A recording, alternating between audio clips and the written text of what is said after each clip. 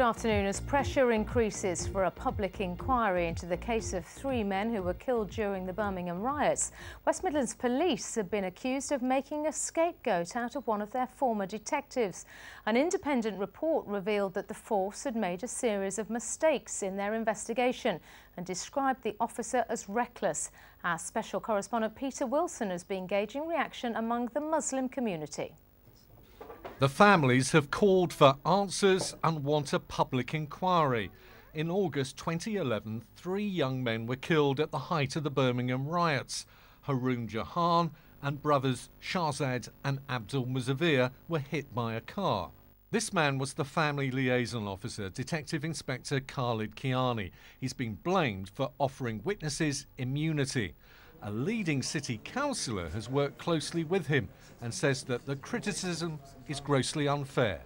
There's question marks about the quality of his work. These question marks haven't ever been made previously in 30 years of service until this particular issue right at the end, where he was actually a family liaison officer.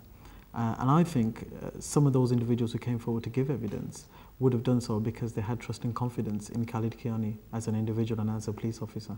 So do you think these criticisms of Tariq Jahan are unfair? I think Jahan is being made a scapegoat in this particular issue. It was here at this Smethwick mosque that Tariq Jahan offered eyewitnesses immunity from prosecution. That offer was not disclosed until the end of the trial of 8 men accused of murder.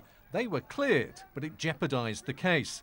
One man who was at the meeting claims that Jahan did not act alone. At least 10 different members of the police, and we were basically briefed that we're going to be offered, everybody should be given a statement, and anybody who's worried about anything is going to be given immunity.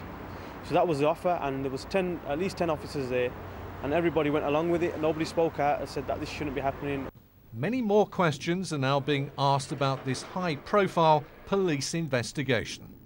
Public inquiries are expensive, they also take a long time. It can be a knee-jerk reaction calling for them in cases like this. But many people are now saying that it's the only way to get the answers that people want to hear.